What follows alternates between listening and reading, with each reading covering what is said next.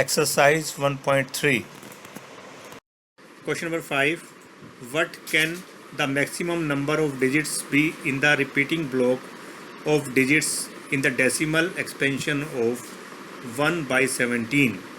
Perform the division to check your answer. हमें बताना है कि 1 by 17 में रिपीटिंग ब्लॉक कितना होगा, उस रिपीटिंग ब्लॉक में कितने डिजिट्स होंगे और इसको हमें डिवीजन करके हमारा आंसर, अपने आंसर को चेक करना है। देखते हैं आंसर क्वेश्चन नंबर 5 का। हम डिवाइड करते हैं 1 को 17 से। तो जैसे कि आप देख रहे हैं कि मैंने पहले ही आंसर लिख दिया है, लेकिन जैसे जैसे हम डिवाइड करेंगे आपके पास यही आंसर मिलेगा आपको। तो 1 को 17 से डिवाइड कर रहे हैं क्योंकि 1 17 से बहुत स्मॉलर है, तो हमने पॉइंट लगाया ऊपर और एक 0 हमने लगा दिया 1 के बाद। अब भी 10 17 से स्मॉलर है, तो एक 0 हमने ऊपर लगाया और एक 0 हमने यहाँ लगा दिया। नाउ आगे 17 5 जार 85। अब 85 हमने लगाया इसमें, तो 85 लगाने से क्या हुआ, 10 में से 5 के 5, 9 में से 8 के 1, 0 इसके आगे लगाया। 17 8 जा 136, 136 माइनस किया 150 में से, तो हमारे पास बचा 14। 0 फिर लगाया क्योंकि ये 17 से स्मॉलर है, और फिर 17 8 जा 136, तो माइनस किया तो हमारे पास आया 4। फिर मैंने 0 इसमें लगा दिया। 0 लगाने के बाद 40 हो गया। 17 2 जा 34, तो ये हमारे पास बचा 6। 0 लगाया। 17 3 जा 51, तो ये हमारे पास बचा 9। फिर 0 लगाया। 17 5 जा 85, माइनस किया 90 में से, तो हमारे पास आया 5। फिर मैंने 0 लगाया इसमें। 17 2 जा 34, तो ये हो गया 50 में से 34 माइनस किया, तो हमारे पास बचा 16। 0 मैंने इसमें लगाया। 17 9 जा 153, 153 माइनस किया 160 में से, तो मेरे पास बचा 70। अब 70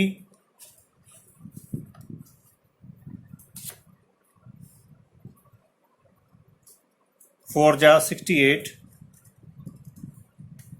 अब 68 मैंने माइनस किया 70 में से, तो ये हमारे पास आया 2। 0 लिया। फिर 17 1 जार 17, माइनस किया 20 में 17, तो हमारे पास आया 3।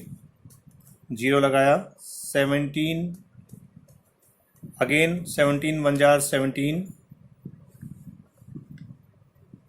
30 में 17 माइनस किया, तो हमारे पास बचा 13। 0 एक और लगाया 130।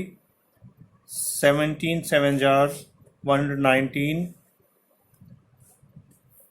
130 में से 119 माइनस किया, तो ये हमारे पास बचा 11। 0 लगाया मैंने इस पे आगे से आगे। 17 6 जा 102, 110 में से 102 माइनस किया, तो हमारे पास बचा 8। फिर मैंने 0 लगाया। 17 4 जा 68, 10 में से 80 में से 68 माइनस किया, तो हमारे पास बचा 12। एक 0 लगाया। फिर 120 आ गया, तो 17 7 जार 119, दोबारा से एक बचा। मैंने दो 0 लगाए यहाँ पर क्योंकि 1 17 से छोटा है, तो उसी तरह से 0 लगाई। 10 भी छोटा है 17 से, तो एक 0 लगाई। दोबारा से आप देख सकते हैं कि दोबारा से 100 आ गया, जहाँ से हमने स्टार्ट किया था वहीं पर आ गए हैं, तो इसका मतलब जो हमारे ब्लॉक्स हैं वो रिपीट होना यहाँ से शुरू कर देंगे। तो जैसे कि आपने देखा कि अगर हम 1 को 17 से डिवाइड करें तो हमारे पास आता है 0.0588235294111767। तो एक 16 डिजिट हमारे पास मिलती हैं और इसके ऊपर बार में लगाया कि इस 7 के बाद दोबारा से डिजिट रिपीट करना शुरू कर देती हैं। तो हमारा आंसर है there are 16 digits in the repeating block of the decimal expansion of 1/17। अगर हम 1 को 17 से डिवाइड करें तो हमारे पास 16 डिजिट आती हैं रिपीटिंग से पहले। Question number 6, look at several examples of rational numbers in the form p/q where q is not equal to 0, where p and q are integers with no common factors other than 1 and having terminating decimal representations expansions. Can you guess what property q must satisfy? तो हमें example देने हैं rational numbers के p/q की form में, जिसमें q 0 के equal ना हो और p और q का सिर्फ एक ही कॉमन फैक्टर हो, 1 कॉमन फैक्टर हो, और जो उसकी रिप्रेजेंटेशन आए, एक्सपेंशन आए, वो कैसी हो, टर्मिनेटिंग हो। ओके, तो क्वेश्चन नंबर 6 का आंसर है हमें निकालने टर्मिनेटिंग एक्सपेंशन हमें निकालनी है रियल नंबर रैशनल नंबर्स की। तो यहाँ पर हम पहले उदाहरण ले रहे हैं, एग्जांपल ले रहे हैं 1/2। अगर 1 को मैं 2 से डिवाइड करता हूँ, क्योंकि 1 2 से लेस है, पॉइंट लग गया, 0 2 5 या 10। तो 1/2 को जो डेसिमल एक्सपेंशन है वो क्या है, 0.5। ओके, अब सेकंड एग्जांपल में लेके चलता हूँ 2/5। अब 2/5 को अगर हम 2 को 5 से डिवाइड करेंगे तो क्या आएगा हमारे पास, 0.4। थर्ड एग्जांपल है 5। जब हम 5 को 2 से डिवाइड करते हैं तो हमारे पास आता है 2.5। तो आप देख रहे हैं कि जितने भी डेसिमल एक्सपेंशन है ये टर्मिनेटिंग आ रहे हैं। अब मैं एग्जांपल आपके सामने लेता हूं 4/3। ये एग्जांपल लिया मैंने 4/3। तो जब हम 4 को 3 से डिवाइड करते हैं तो हमारे पास आता है 1.333।